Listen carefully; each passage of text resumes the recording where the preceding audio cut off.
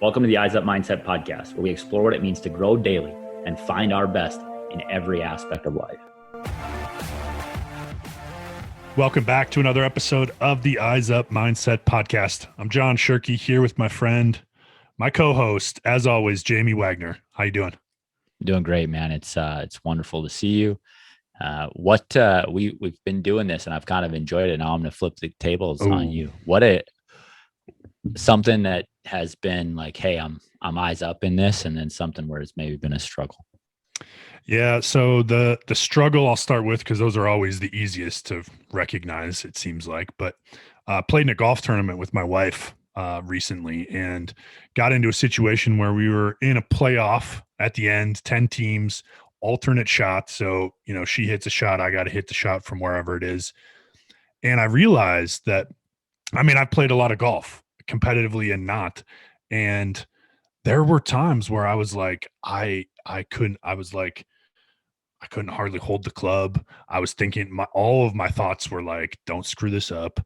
Don't hit it here. Don't whatever. It's all the stuff that we talk about, right? With our athletes and with our coaches and stuff like that is, what are you focusing on? And it was a struggle, man. And we did okay. We finished in the top 5. We didn't win, which is not always, going to be the case. But yeah, I just learned a lot about when the pressure gets turned up, we are just as susceptible to that. Boy, what is going well? I told you, it's harder to understand that. But I think mostly I'm still working on the house, trying to get some stuff done. And I think keeping in perspective, the zooming out for me is, hey, we're still making progress. We're getting there, because there are certainly days where it's like, man, this is never ending. But zooming out and looking at the whole picture and saying, hey, things are starting to come together, and it's going to be pretty cool. So how about you?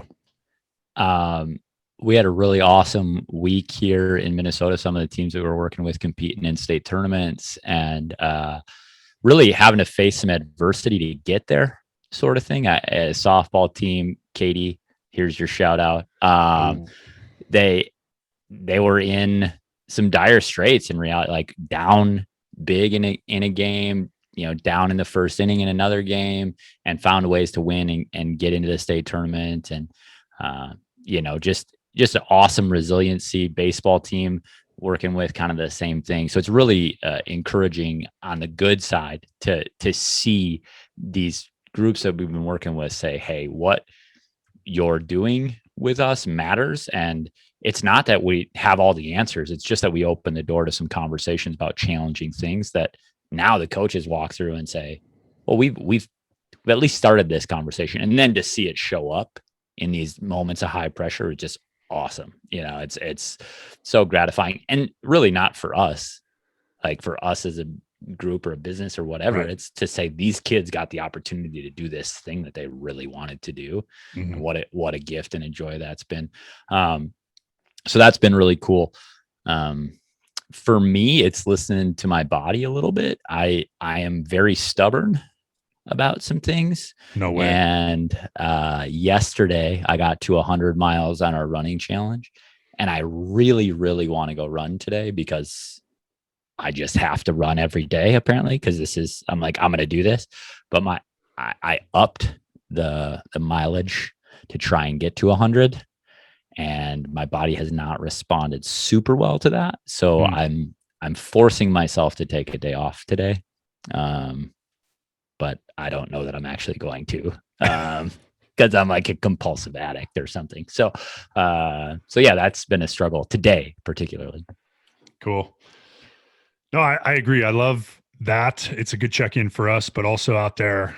For you guys, as you're listening, obviously we're sharing about what we're dealing with and what we're struggling with and what we're doing well, but it's a good exercise for you, whether that's daily or weekly, to be thinking about, am I getting better today? Am I getting better this week? What's been a struggle, and how can I plan and adjust and adapt to where I want to be going? So John, we know that we're going to do this next week. Let's do it daily so we get into the practice of it, right? That's a challenge to the two of us that you guys are here for, that we're going to try and do this thing daily. What's good, what's bad on this area in our lives, so that we have something to come it's a habit we're going to build here in the next week or so. Not a habit, but anyway. Not a habit. All right. Cool conversation we get to today. Head coach, Rocky Mountain College here in Billings, Montana. I don't know why I said here. I live in Bozeman now. So, Yeah. no, but he's a guy that I got connected with and have gotten to know. Coach Stutz, really cool. And some, even though I know him and I've been around the program, some stuff that I didn't even know. Yeah. I was so grateful. I love talking shop when it comes to football. So, but that wasn't really what we were talking about today. It was about how do we build cultures around our programs, and how do we do it even when it's hard, right? There's COVID that they had to work through for the last year. He's, in his second year and walks into that, right? What does it look like to start a program? To start something as a first year guy. And I just, he's got awesome stuff to give to us, and how they then bring some of their values and beliefs into the whole of their program was just a really fun thing to talk about. Yeah. They live it. Yeah. They live it. It's integrated. It's part of it. And sneak peek, it's character, it's accountability, it's relentless, and it's discipline. They call it the card, which, again, the cool thing about it is they live it, and you're going to find out how coming up. But a lot of people just say those things and then it stops there. But excited to share the conversation. Coach Stutz, a cool dude, and appreciate you, Jamie. And we'll talk to you on the other side. I'll just delete that right out of there. Let's go. Coach Stutz, head football coach, Rocky Mountain College. Coach, I don't even know how to say the rest of your last name, so I just go with Stutz. If you want to correct me, feel free, but we can just go with that if you want. No, that works. That's easier. It's Stutzriem. I've heard everything from Stutzriem to everything in the book. So Stutz is easier. It's easier for the kids and all that stuff. So that's perfectly fine. Totally understand. My last name is Shirky. I get Sharky. I get Shirley. I get Sharkley.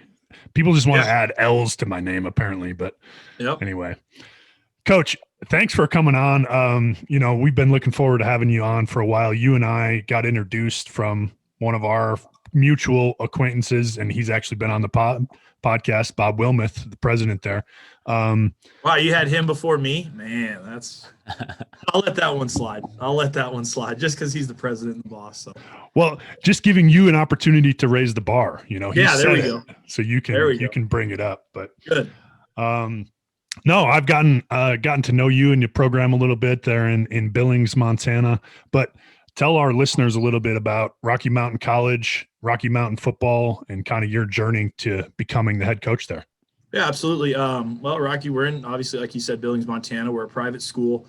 I had never been to Montana before I actually took the offensive coordinator job here, but a smaller private school, just over 1,000 students, kind of nestled in right underneath the rims. Beautiful campus. I've just been blown away each year that I've been here of how well they do in the summer and even in the winter when there's snow and things like that. But campus is always growing. They're always doing a lot of things to it. And so I've really enjoyed my time here. I love Billings as a city. I like to get out and travel and do those things. And I think with having an airport here, 2-3 miles from campus really makes things easy for recruits, for parents coming in for games, things like that. When it comes to the education side of things, which is very important for us, we're a big health sciences, things like that, business, a little bit of teaching, communications is big as well for our guys. We tell guys the only thing we don't have is engineering and diesel mechanic, which unfortunately is a lot of things that kids in Montana, especially smaller towns, really want. We just had our 6 and 8 man camp, and a lot of those kids are, diesel mechanic and agriculture, things like that. And so, but I love Rocky. I love Billings.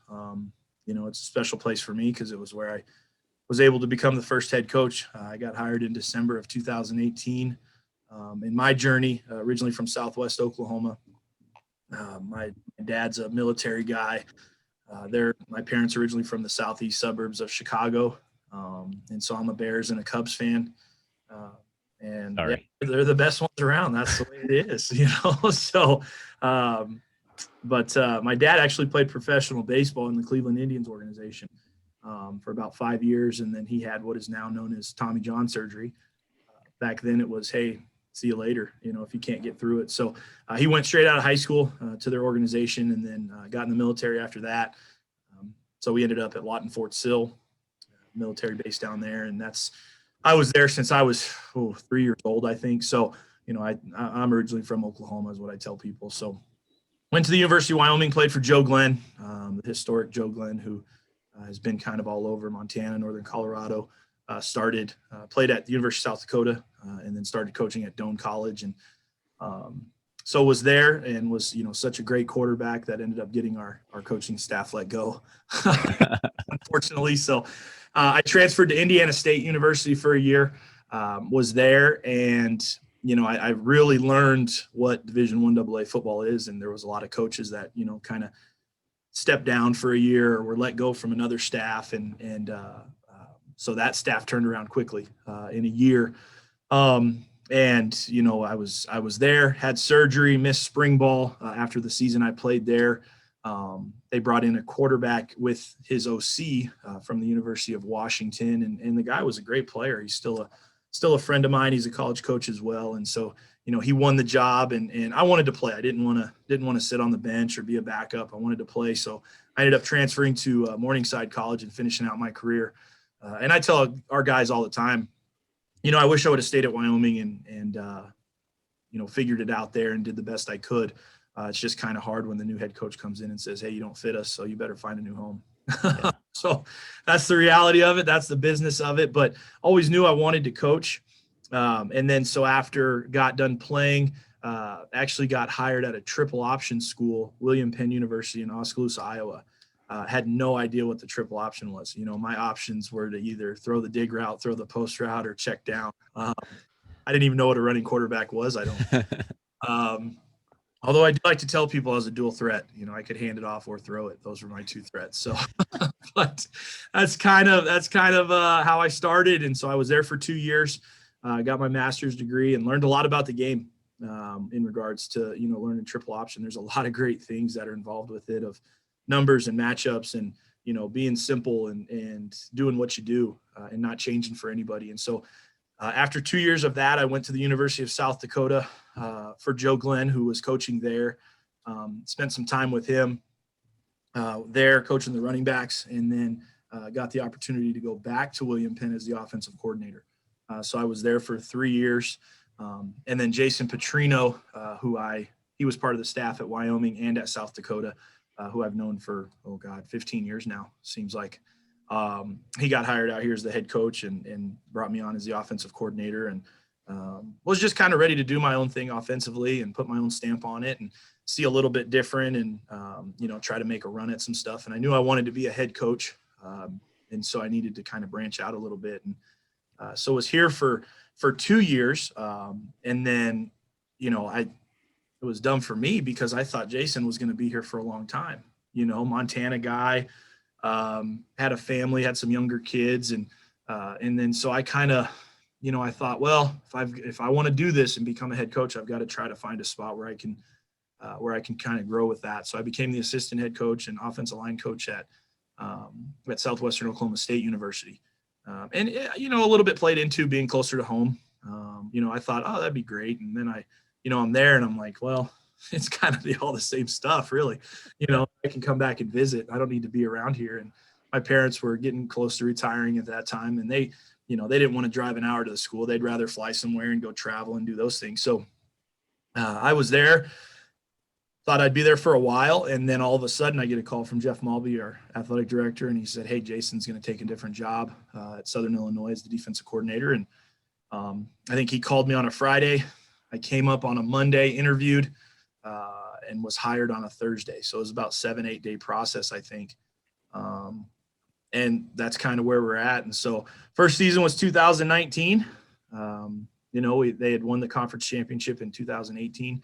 I think one of the things that helped me was I knew everybody on the roster except for 4 guys.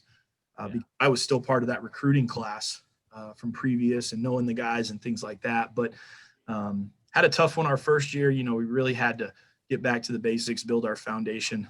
I tell guys all the time they were good guys, they were good players, but I think there was over 20 seniors from that conference championship team. So we had young guys, but we got a couple big wins on the road, a couple wins at home, and then went into last spring thinking, okay, here we go. Let's build this thing. Let's keep going. And then the world had a big thing happen to us. So Coach, before we get into that, because I think there's a lot to unpack there, but one of the things that, as you were talking there about kind of your journey, one of the things that we talk about is how most everything, just like coaching in life, there's so many interconnections in terms of in your community. And you kept talking about how coaches, were at schools that you either played for, that you developed relationships with, and then down the road, now you end up coaching with them. And it's about relationships that you build that give you opportunities, to continue to do that. But talk to us a little bit about kind of just that mindset of becoming a coach and saying, I'm going to probably have to jump around here a little bit. And kind of how do you prepare yourself to do that, and or the turnover of coaches that are around you? Because like you said, there's coaches leaving to take other jobs that's doing what's best for their family and that sort of thing. So I guess there's a couple of questions in there. Yeah. So take it however you want. I think the biggest thing for me early on, I knew I wanted to be involved with sports. I got a sports broadcasting degree from the University of, 3 different schools, I guess you could took a part in that. But I always knew I wanted to do something in sports. And I had great coaches and bad coaches, like we all do. Guys that you're like, man, if I'm ever a coach, I'm not doing that. And some that changed your lives. Some of those were maybe your dad, your uncles, your grandfather, whatever it was, brothers. And so I knew I always wanted to coach. I thought it was pretty cool, going to Wyoming and the whole recruiting process, and guys getting to travel around and meet different people from Oklahoma to California to Florida and Minnesota and wherever. And so I always thought that was pretty cool of how coaches were able to do that. And then, honestly, I thought, man, you can make pretty good money by just drawing X's and O's and being on the field and doing that. So I always thought that was good. I wanted to give back to the game that gave me so much. It gave me the opportunity to get a college education and a master's degree as well. And so wanted to do as much as I could for the next generation. Knew I didn't really want to coach high school, just with the teaching involved, and really liked, it goes back to NCAA football on Xbox and PlayStation, of you're going out and recruiting the guys and, building your team and then leaving a mid-major school to go be at Alabama or wherever it was. And so that played a part in it too. I thought that was really fun.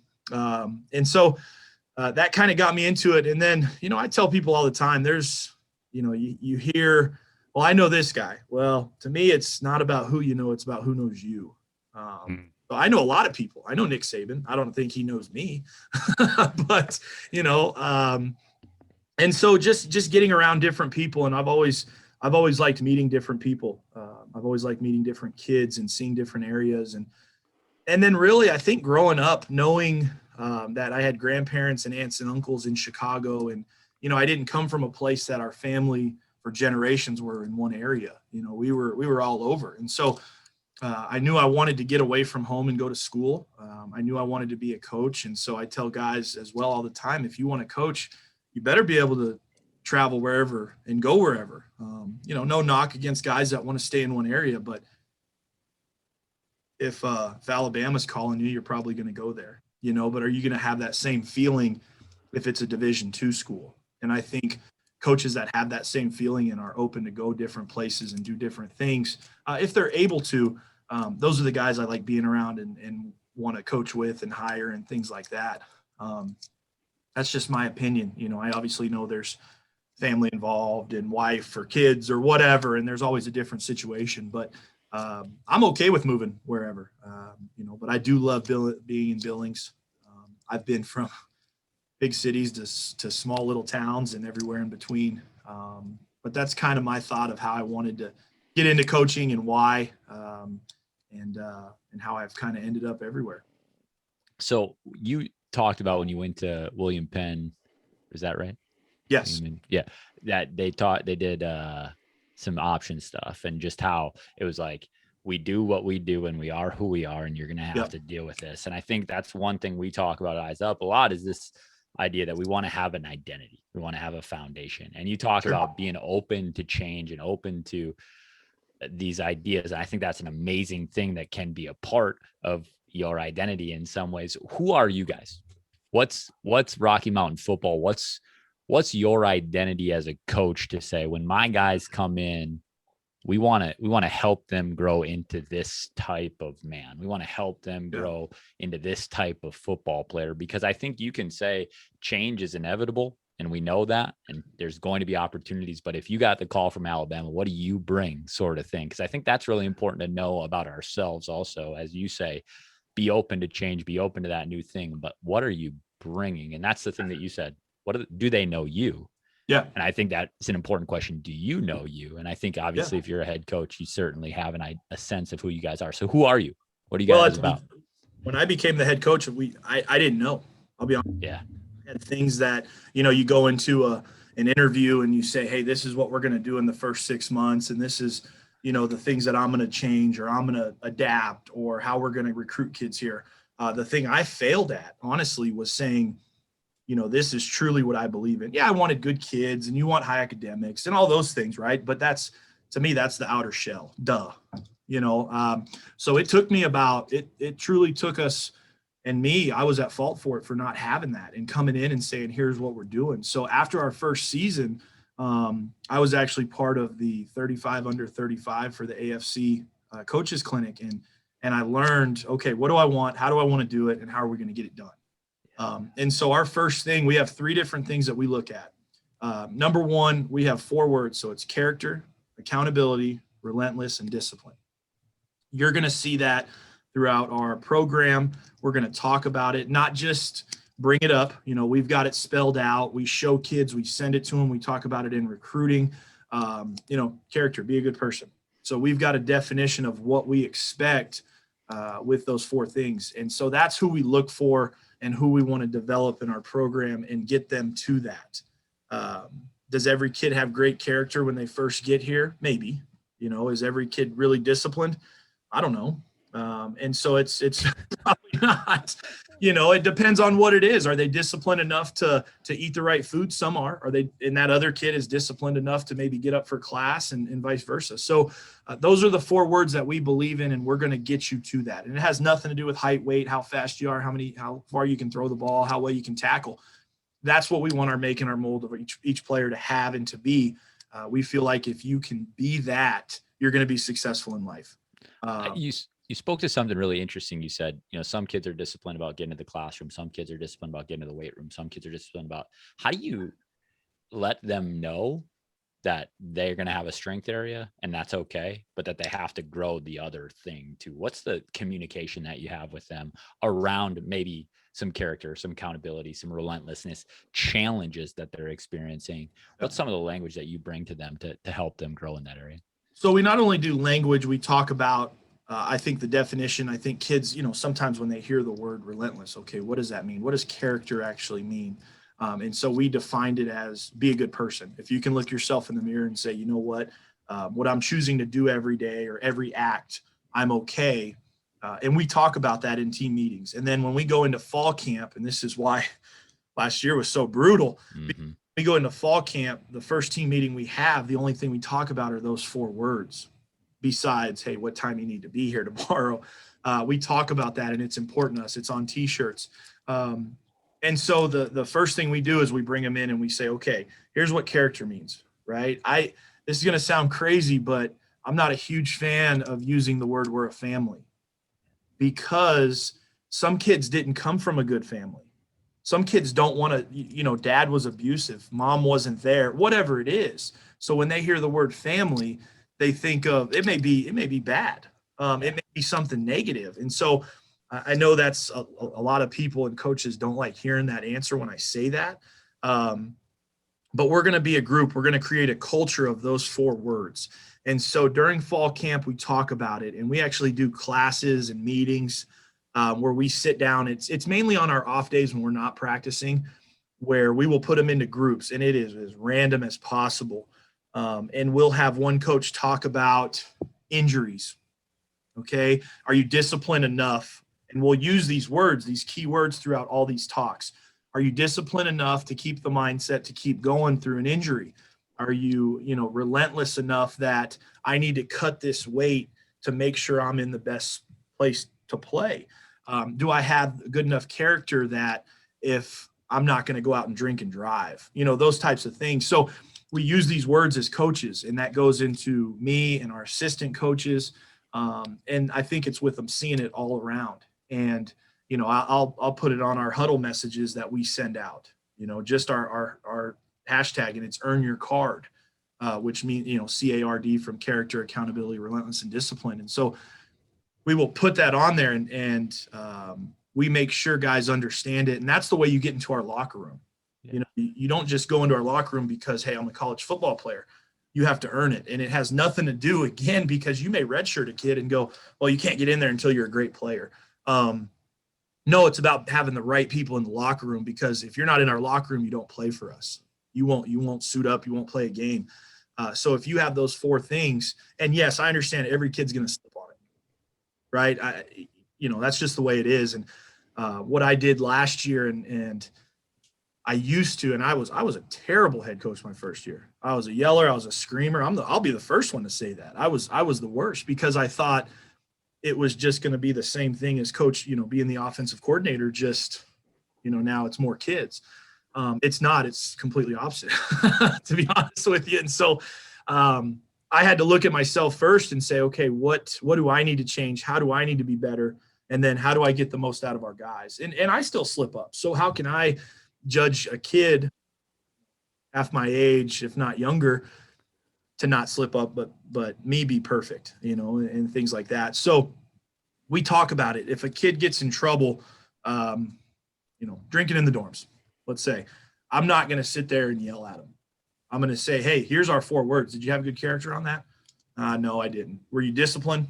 And sometimes they don't, relentless, I guess. That doesn't really tie into drinking in the dorms, and I understand that. But I mean, you could argue it. You could say, hey, like, relentless dudes on our team do things with high motor, absolutely, high character all the time. So if somebody else is doing it and you felt like you needed to do it, were you relentless in saying, hey, this isn't who we are? Like, you can bring it in. And I mean, I love your transparency right now, by the way. I appreciate just saying, hey, I fall short. I can't expect them not to. That's unbelievable. Absolutely. And so that's a big part of, preaching it over and over again. And we all played college football. We all understand where we're sitting there going, oh God, coach is talking about this again. But we really try to put them, going back to fall camp and doing things with them to help grow them mentally, physically, spiritually, all these different things. So we do different groups. We talk about how to treat women. We bring in somebody who's not just a guy saying, hey, treat women right. We bring in women to talk to our guys. We bring in the chief of police or somebody with the police force to talk to them and to try to explain, hey, this is what they're thinking, or coming from a police officer's perspective, and then our players fire back with questions. We're open and honest. I don't try to hide anything. I don't try to run from anything. We're going to talk about it, and we're going to try to do the best we can. And there's some times where I'm like, guys, I don't know. Coach, why do we have to test each week if I already had COVID? I don't know. They're telling me to, and that's just what my boss said. So, if that's what's going to be, coach, why do I have to wear this mask, or what, why can't I leave the door propped open in the dorms, or, things like that. There's a lot of different questions. And sometimes I'm completely honest and say, I don't know. That's just what I'm being told. And here's the person that can probably give you a better answer than what I am. But we try to break it down during fall camp, and then we do a lot of different things in the spring. We break them up into teams. But I would say, kind of going back to the original question, those are our 4 things we look for and we want to build. And we understand kids coming into our program, whether they're junior college, high school, transfer from a 4-year, whatever it is, they may not have all those. But if we can see that we can get it out of them and build on that, then he's a right fit for us. When it comes to recruiting, fast, physical, and football intelligence, you have to have 2 out of those 3 things for us. Coach, I'm slow and I'm not very physical. We don't look at you. Coach, I'm really smart and I'm fast. I'm just not very physical. Okay, hopefully we can build on that and grow from that. And then it goes into, the offense and defensive philosophies of what we want to do, but they will always carry back to fast, physical, FBI is what we call it, football intelligence, and then character, accountability, relentless, and discipline. Man, Coach, I love that you're, clearly you're a head coach. Secondly, it's also clear that you have a broadcasting communications degree because, you brought up a concept, and then instead of letting us ask a question about, how do you incorporate this, you just answered because you knew that was going to be the question. But I love that. I actually have one of the things I had written down to ask you is what's your motto, your phrase, your slogan that you use, and how do you live it out? And you just spent the last 5 minutes explaining to us, okay, it's character, it's accountability, it's relentless, and it's discipline. Yep. And I think we have a lot of high school coaches, youth coaches to college coaches that listen to our podcast, and parents also. And I think that's one of the most common things that we see is, okay, we have all these words, but how do we live it out? And I love that you are just infiltrating everything that you do, from your meetings to your events, to your practices, to your conversations with kids. So I love that. Let's get into this spring though. Okay. So you everything gets shut down. You have to navigate through COVID. And at one point it was like, maybe we're going to play in the fall still. And then, nope, we're not playing in the fall. We're going to play in the spring. Take us through a little bit of that process, and what was it like to play actual spring football games, not just a spring game? Well, it actually started back last spring. We went to the University of Southern California as a coaching staff for professional development. So we all fly out on a Monday morning together, and we were planning on Monday just kind of doing our own thing in Southern California. So we went to the beach, we went to this, and at that time, I think I'd heard about what COVID was and things like that. But, I went to college when swine flu was going on and things like that. And that didn't change anything. I still remember getting up and going to weights and running and doing all that, and so we went to Southern California. Tuesday was going to be the full day at USC. We were going to go to meetings. We were going to meet with coaches. We were going to go to practice, all that stuff. And then Wednesday we were going to fly out, and our kids were on spring break at this time. So Monday we get down there, great. Tuesday, awesome. Well, USC at that time, they had a big rain, thunderstorm, things like that. So they moved their practice to Wednesday. Well, on Wednesday, the staff was like, hey, we're okay with staying another day. But my dad had just retired, and so we had always talked about going to spring training baseball. So we had it planned where I was going to fly out Wednesday, go to spring training, and then we were going to go to 8 games in 4 days. So, I told the staff, I said, hey, why don't you guys stay for practice, have a good time. They don't want me there anyway. They like being on their own and doing those things. And so I said, all right, go have some fun. And so they went to practice. I flew out, met my dad in Arizona, because if I would have, by the time he's not making it in Arizona on his own, hey. So I'm like, all right, I got to do this. So they're there, they watch practice, head back. Well, when we're in Arizona, I'm sitting at the Cubs-Padres game. And behind us, it's like the 4th inning, I hear, oh, the NBA game got shut down because of blah, blah, blah. And I'm like, oh, man. And I looked at my dad and I said, it's here we go. And so we get back to the hotel. Well, the next day was when they kind of put everything on hold. And so all the spring training games were on hold. NCAA tournaments were on hold. And then Friday, everything's canceled. So, he goes home, we fly back. So we got to see 4 innings of spring training baseball, which was fun. But, and then the following week we get sent home. We come in on Monday and they come in and they say, hey, they're going to extend spring break a week. So we go home. Fast forward, we come back to June 1st. So we had kids, at home from spring break for all this. And we did not start spring ball. We had just gotten done with our winter conditioning, had spring break. We were going to take the first week back from spring break to do some skills and drills, get them back into it. Then then start practice. And so we weren't able to do that. It was a weird time, as all of us, we didn't have an answer. We didn't know what to think, what to expect. And so we just did the best we could. And we figured out that Zoom was a good tool. So we did up until, the rest of March, April, May, we did Zoom meetings. We had a team meeting once a week. Then we did offense and defensive meetings. And then we met with our freshmen. We had position meetings. And it was really good. In July, we made the decision because we require all of our returners to be back in July. June is optional. July, we had everybody back except for 2. That was weird. We had all these different protocols and this was before kind of testing was widely known. We went to the Metra here, which is the big, arena here. We did a testing that they were still doing for the community. So where you sat in your car and they tested everybody, and we tested 107 guys. Everybody was good. Clean, good to go. And then you start finding out that, okay, you'd rather them get it and be done with it, and you had all this stuff. So you're sitting there and you're trying to navigate through all this, and was really proud of the way the guys handled July. We get here in August, we go fall camp. In the back of my mind, I knew we were going to get moved to spring. With us, we've got private schools.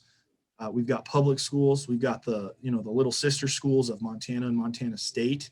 So once I found out Montana and Montana State weren't playing, well, they're not going to let Montana Western, who's part of that same school system, play if they're not playing. So in my mind, it was like, all right, we're going to get moved to the spring.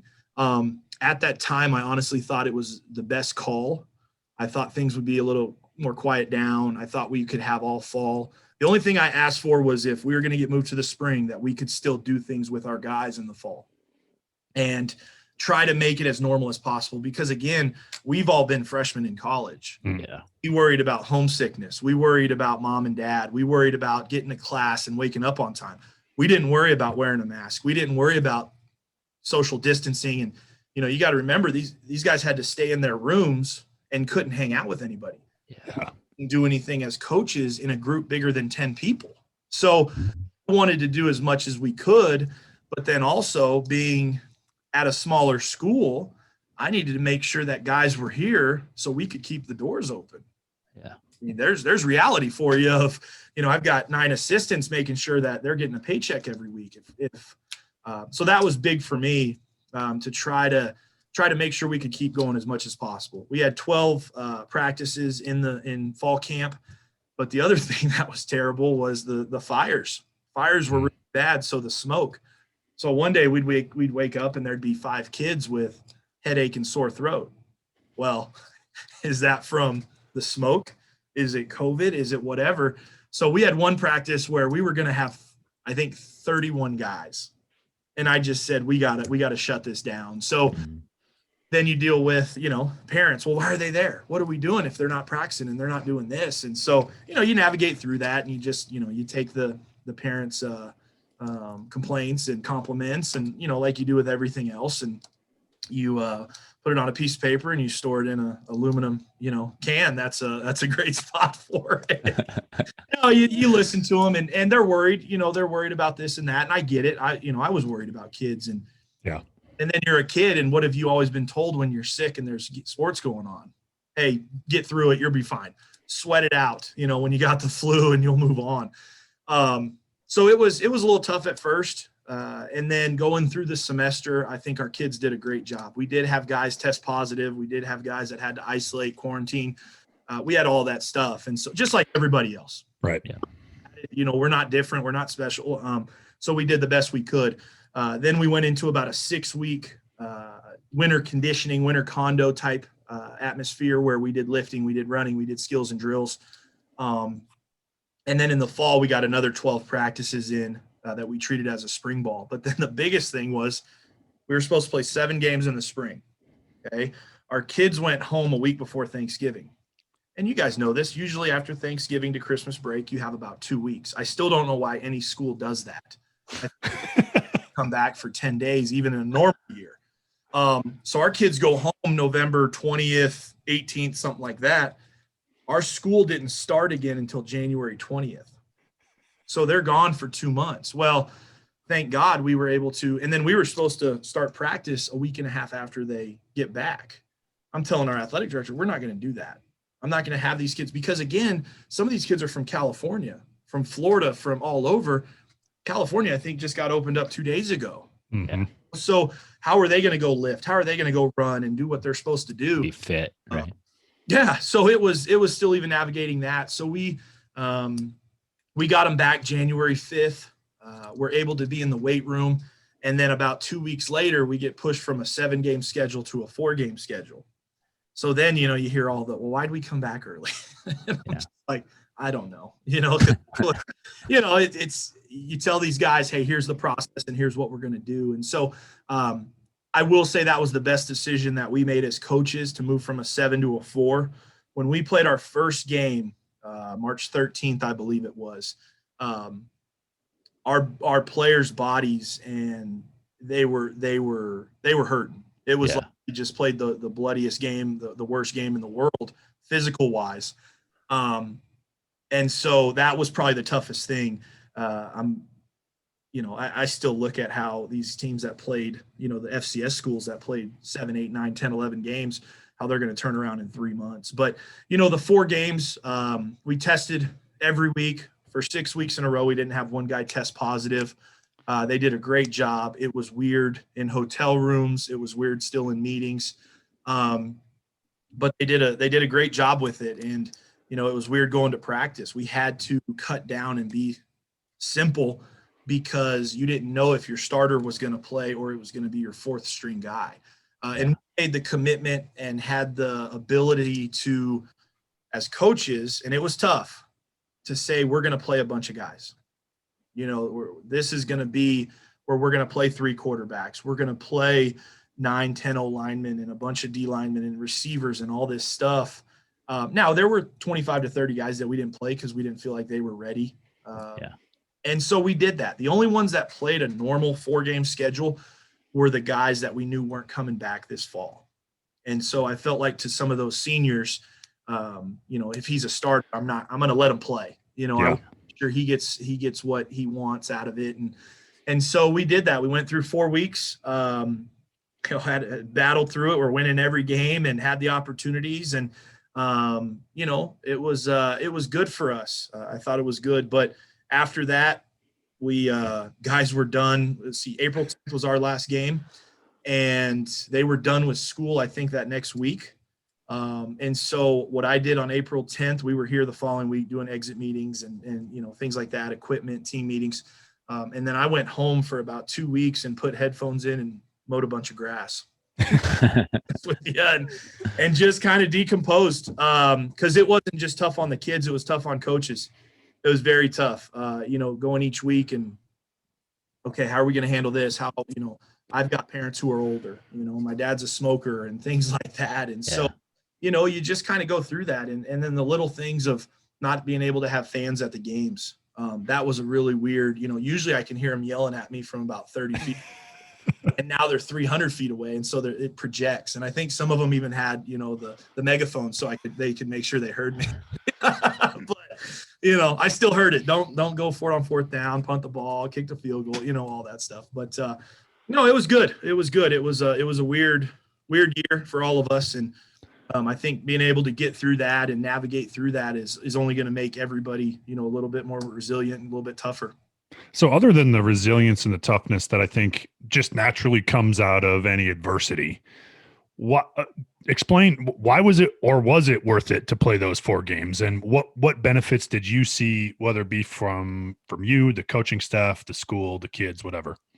Well, number one, I think for our seniors, I wanted to make sure that they were able to have their senior year, whether it was 4 games, 11, 12, whatever it is, to have their senior year for what they had done for this program and all those things. And so that's important to me, to make sure they go out and they were able to have that, and we had a guy get injured, he got hurt game 2, who was a senior who had gotten hurt the year before, but at least he had the opportunity. And then I think it's just, why are the guys here? They're here to play football. I understand it's to get an education, and I'm 100% with that. But they chose Rocky most of the time because of whether it was coaches or the program.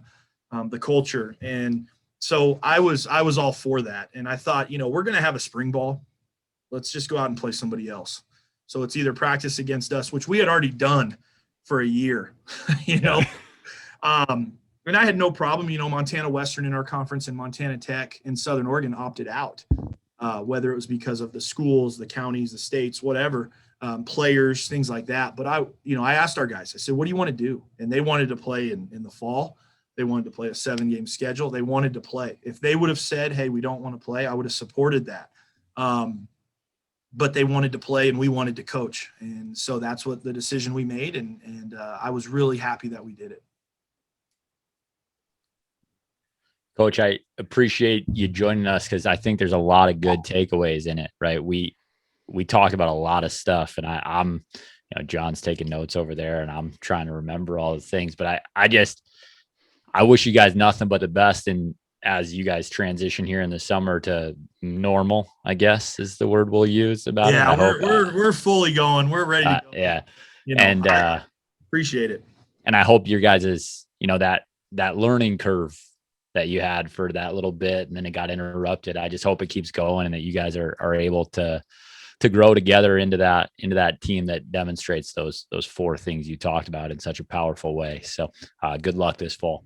Yep. Thank you guys. And I appreciate it. Sorry, I get little long-winded. I get into the recruiting pitch and the spiel, but I love what I do, great. Who I'm around and love this place. And so as many times as I can share who we are and what we're trying to be to anybody, I'm all for it. Awesome. Thank you, Coach. All right. Thanks, guys. Appreciate it. Have a good day. Thanks to Coach Stutz, Rocky Mountain College again. Just a cool conversation where we were X's and O's, Jamie, and we were zoomed in on that for a little while. And then we zoom out to, how do you deal with adversity? How do you build a culture? How do you live out and integrate the things, the words and make it not just be words? That was we were just talking again and hit record again. And okay, how do we integrate that? What was your takeaway? Well, the thing that I heard was I wasn't very good in year 1, right? Ooh. I didn't know. And none of us are good year 1. We might think we're really good. Actually, I know from experience, dude, if you know what I mean.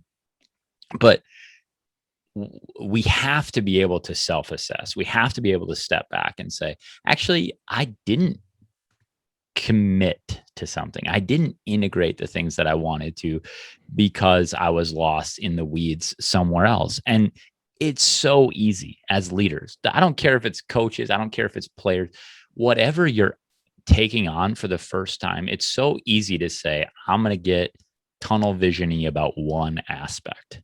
I'm going to get deep here because this is the thing that I'm passionate about, or this is the thing that I care about, or this is the thing that desires my attention the most. It's the most urgent, right? But in reality, we have to be able to say, I wasn't very good. How do I get better? What things do I really, truly believe in? Because when we find the identity that we talked about, right? When you find whatever your card is for you, you are going to be better as a leader, as a coach, as an athlete, as a husband, as a wife, whatever it might be. Who are you and how do you integrate that into your life? And that might take some time and some reflection and some study, right? He said he got the opportunity to go for the 35 under 35 thing that helped create that. What are our opportunities that can help us seek out the things that we want to integrate into our life? Because I know that some of us are searching. We've been in year 1 and just not been very good. Totally. And I think as you're saying that, I keep thinking about another statement he made was, be simple, do what we do. And how, like, in my brain, sometimes there's a battle between be simple and do what you do and continue to evolve and get better and figure out how I can continue to grow. Right. And so but I think both are really important, and finding that balance of identity. This is who I want to be. This is what I want to stand for. These are the words that I want to live my life by. I mean, he didn't say it because he doesn't have the words, but that's living eyes up, right? Yeah. Those things are finding your identity, be simple, do what you do, and get better every day. the simple is a knife, right? The simple is the knife. It's the tool that you're going to use. The growth is the constant sharpening, right? And we have to be able to do both of those things. We have to have the tool in hand. And some of us don't know the tool yet, right? And I think he didn't know the tool year one. It was card for them. They didn't have that year one. Now it's sharpen it constantly, right? It's constantly find the way to grow. What does character look like? What does accountability look like? How do we stay relentless even when it's just about drinking in the dorm? You know, that sort of conversation. So we have the tool, identify the tool we need, and then sharpen it. Make it the most effective it can be. And that's the learning, growing, challenging, having these sort of conversations, having the relationships that are going to draw out our best. And we could talk all day about coaching stuff, but when it comes down to it, it is that simple. It's develop a tool and then constantly sharpen the thing. Man, I love it, Jamie. Appreciate you listeners out there. We appreciate you guys and your support. Do us a favor, share this with somebody that you think will find value. And as always, live eyes up.